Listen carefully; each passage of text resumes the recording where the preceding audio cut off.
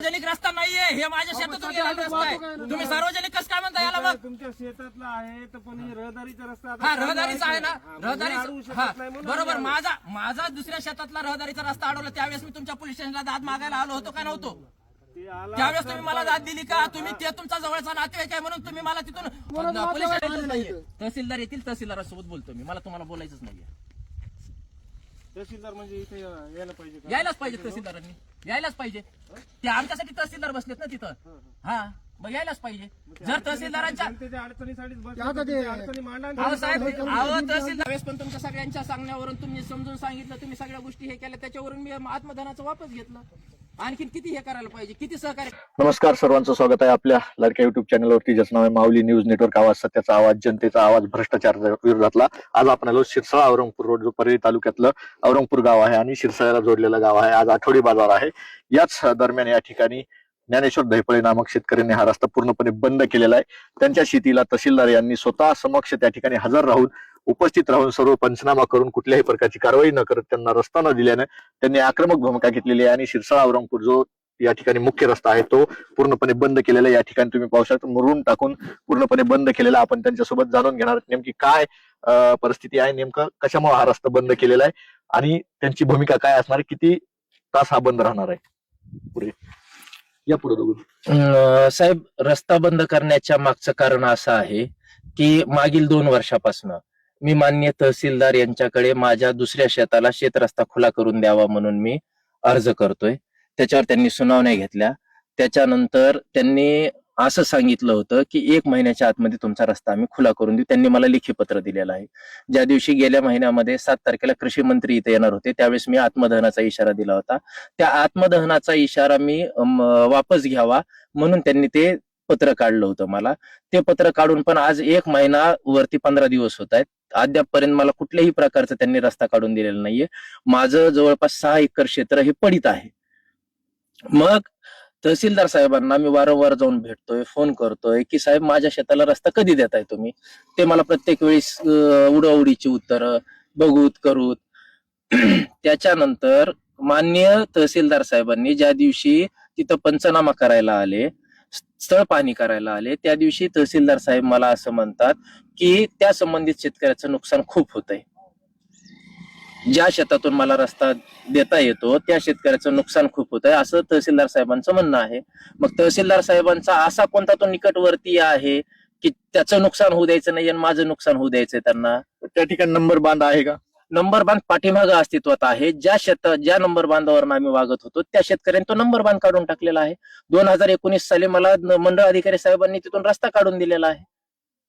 मग त्यांचा ज्यावेळेस त्यांनी स्थळ पाहणी केली त्यावेळेस काय अहवाल असा देण्यात आला होता का त्या ठिकाणी रस्ता देता येतो नाही देता येतो, असं काही त्यावेळेस करता आलं होतं? त्यांनी सांगितलं होतं की आम्ही तुम्हाला रस्ता देऊ. शासनाच्या कायद्यानुसार प्रत्येक शेतकऱ्याला हा रस्ता उपलब्ध करून दिला पाहिजे. तोच मंत्री बावनकुळे साहेब असोत, यांनी आता सुद्धा एक सांगितलं की नंबर बांधावरनं 12 फुटाचा रस्ता दिला पाहिजे. पण ह्यांना द्यायचाच नाहीये मला रस्ता, म्हणून माझी छळवणूक करताय ही. तुम्ही तहसील कार्यालयासमोर देखील आत्मदहनाचा प्रयत्न केला होता. त्यानंतर केंद्रीय कृषी मंत्री यांचा या ठिकाणी जो शेतकरी संवाद मेळावा होता त्या ठिकाणी देखील तुम्ही आत्मदहनाचा इशारा दिला होता आणि आता तुम्ही या ठिकाणी सुद्धा असं ठाम भूमिका घेतलेली आहे की जर मला रस्ता नाही दिला तुम्ही या ठिकाणी देखील ज्यावेळेस अधिकारी पदाधिकारी येतील त्यांच्या देखत सुद्धा आत्मदहनाचा प्रयत्न करेल. काय नेमकं हे प्रकरण एवढं तीव्र का होतं आणि तहसीलदार जाणीवपूर्वक यासाठी का हस्तक्षेप करत नाही? मुळामध्ये परळी तहसील कार्यालय येथील रजिस्ट्री कार्यालय जे आहे तिथं ज्या शेतकऱ्यांनी रस्ता अडवलेला आहे त्यांच्या जवळचे नातेवाईक, तहसीलदार यांचा, माझा जो शेतकरी ज्या शेतकऱ्यांनी रस्ता अडवलेला आहे तो शेतकरी व तहसीलदार हे निकटचे नातेवाईक आहेत. आणि ज्या दिवशी तहसीलदार इथं तहसीलदार म्हणून त्यांनी चार्ज घेतला त्याच दिवशी माझा रस्ता बंद करण्यात आलेला आहे.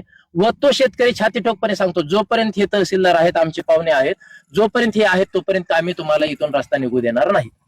म्हणजे तहसीलदार आणि त्यांचं काही नातेसंबंध आहे? हो, नातेसंबंध आहेत त्यांचे, त्याच्यामुळे ते असं करतायत. ते सरळ माझ्या तोंडावरती म्हणतात की त्या संबंधित शेतकऱ्याचं नुकसान होतं, आम्ही कसा तुम्हाला इथून रस्ता देऊ.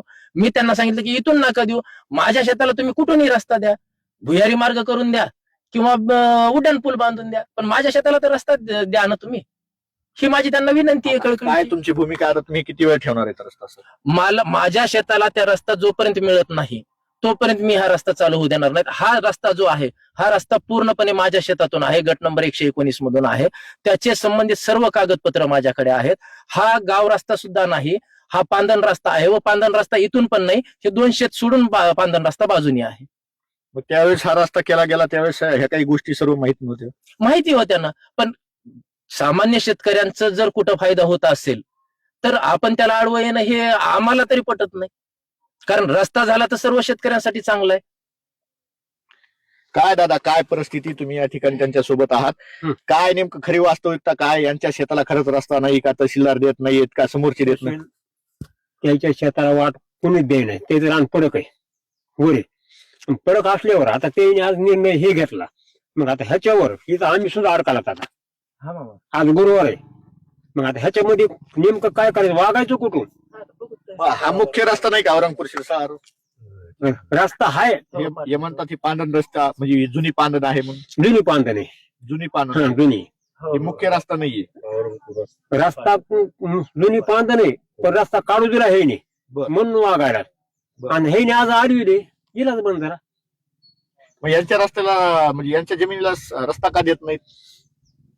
आता बाकीचे माणसं असतात, कुणी आडू येते, कुणी काही करतंय, पण एक आहे ते आता रान पडक आहे त्याच्या. बर. ओके साहेबाचं. बर. आता तहसीलदार आले होते, तुम्ही होतात का त्यावेळेस? त्या येत नव्हतो मी. बर. ते येत ना. काय दादा, काय प्रकरण आहे आणि हा रस्ता अडवलाय, काय परिस्थिती आहे? हे गाव पांधण नाही, गाव पाहणीचा रस्ता आहे आणि त्यांच्या जमिनीला रस्ता देणं हे कर्तव्य आहे. 2 वर्षापासून त्यांची जमीन पडक आहे. आज बी कुठला अधिकारी आला, अधिकारी येऊन गेले, त्याचा रस्ता दिला नाहीये. त्याने ही भूमिका घेतली ही रस्ता अडवण्याची. ही गाव पांधण आहे, औरंगपूरचा रस्ता ह्याच्या बाजूला आहे. औरंगपूरचा रस्ता, ही गाव पांधण होती, शेत पांधण होती, त्यांनी त्यावेळेस काढू दिलाय. पण आज त्यांची मागणी की बाबा माझ्या शेताला रस्ता द्या, मी ह्याला रस्ता देतो. त्यांनी आज अडविला. आज गुरुवार आहे, आज बाजार आहे, आम्ही जायचं कसं? या अधिकाऱ्यांनी येऊन पाहणी करावी याची आणि त्याला रस्ता काढून द्यावा त्या शेतकऱ्याला. किती वर्षापासून रस्ता नाही त्यांच्या जमिनीला? त्यांच्या जमिनीला आज 2, 3, 4 वर्ष झाले त्यांच्या जमिनीला रस्ता नाही. तसेच वाहते, तिकून जाते वाहिलं त्यांनी. पण आता 2 वर्षापासून ती जमीन पडक आहे त्यांची. का बरं त्यांच्यावर असा अन्याय का होतोय? तहसीलदार काही भूमिका घेत आता हे तहसीलदार आले, ते म्हणते तर बाजूच्या शेतकऱ्याची जमीन आहे, त्याचं नुकसान व्हायलंय. पण तुम्ही नंबर बांधा तरी त्यांना रस्ता द्या ना. पहिली वाहत होते ती जमीन. त्याच्यात राजकारण घालू नका तुम्ही, कुठलंही राजकारण घालू नये, तहसीलदारांनी घालू नये, जातीवाद घालू नये, कुठलंही घालू नये. त्याची जमीन आज वर्षानुवर्षे वाहते आणि ती औरंगपूरच्याच माणसाची जमीन त्यांनी बी घेतलेली आणि त्या बी शेजारच्या शेतकऱ्यांनी औरंगपूरची जमीन घेतलेली. त्याच्या जमिनीला रस्ता पहिल्यापासून होता. पहिला जे शेतकरी वाहत होता ते कुठून वाहत होता? तिथून द्या ना त्यांना रस्ता. 10 फुटाचा द्या, 12 फुटाचा द्या, त्याची जमीन कशाला पडक राहील? या अधिकारी येते, बाजूच्या जमिनीवाल्याचं नुकसान व्हायला म्हणते. बरं, अधिकाऱ्यांचं त्या बाजूच्या जमिनीचं काय साठवलोट नातेसंबंध आहेत असं काय ते वाटतं? काय सांगतायत आता त्यांना माहिती, त्यांना काय असेल त्यांचे नाते होते तेव्हा ते तसे म्हणतात ना. आमचं म्हणणं आहे, आम्ही आमचा तिथला कुठलाही संबंध नाही, पण आम्हाला एक माहिती की आम्ही मूळस्तंभ गावातले औरंगपूरचे, की आम्ही बचपनापासून पाहतो की जमीन ती वाहत होते, पण आज बंद केली या 2 वर्षापासून. आता हे यांना रस्ता पूर्णपणे बंद केलाय. जर तहसीलदारांनी यांना रस्ताच काढून नाही दिला, हा रस्ता बंद राहील. मग आता त्या गावच्या लोकांनी वागायचं कोण कसं? हे शेतकरी भूमिका करणार ना, हे शेतकरी भूमिका घेणार ना. मला रस्ता द्या, गावातले आमच्यासारखे. आता आम्हाला आज बंद आहे ना, आज आम्हाला जाता येता येणं. आज बाजार आहे, शिरसाचा बाजार आहे, बाजारला जाता येणं. हे गाड्या उभे आहेत सगळं. कुठली इमर्जन्सी जर आली, एखादं पेशंट जर घेऊन जायचं म्हणलं तर आता नेमकं कसं जायचं त्या गावातल्या लोकांनी? आता ते मरावं लागेल ना. आता त्याचं काय करणार आहे ते? पर्यायच नाही ना. आता अधिकारी येतील, अधिकारी बघतील, ते मार्ग काढतील ना. नक्कीच तुम्ही पाहू शकतात या ठिकाणी जर शिरसाळ औरंगपूर रोड पाहायला गेला तर या ठिकाणी पूर्णपणे बंद करण्यात आलेला आहे आणि माझ्या शेतीला रस्ता द्या तेव्हाच मी हा रस्ता मोकळा करून देईल, या प्रकारची भूमिका या ठिकाणी घेण्यात आलेली आहे. आणि आता यामध्ये जर काही नवीन अपडेट्स मिळतील का हे पाहणं महत्त्वाचं ठरणार आहे. यामध्ये आता कुठली मेडिकल इमर्जन्सी आल्यानंतर या ठिकाणाहून पेशंटला कुठं शिरसाळ्याला जायचं असेल तर त्या ठिकाणी जाण्यासाठी देखील आता रस्ता उपलब्ध नाहीये. म्हणून या ठिकाणी संबंधित प्रशासन जे आहेत, तहसीलदार असतील, मंडळ अधिकारी असतील किंवा तलाठी असतील, संबंधित गावचे तलाठी, मंडळ अधिकारी यांनी या ठिकाणी हस्तक्षेप करून संबंधित शेतकऱ्यांचा जी काही समस्या आहे ती सोडवण्याचा प्रयत्न करून या ठिकाणी शिरसाळ औरंगपूर रस्ता खुला करून देण्यात यावा, यासाठी आपण या ठिकाणी लाईव्ह आलेलो आहोत. यामध्ये अजून काही नवीन अपडेट्स मिळतील का, यामध्ये काही निर्णय होतो का, तहसीलदार या ठिकाणी स्पॉट व्हिजिट करतात का, हे पाहणं महत्वाचं ठरणार. कॅमेरामॅन गणेश दराडेसह मी अशोक गलांडे, माऊली न्यूज नेटवर्क, औरंगपूर, बीड.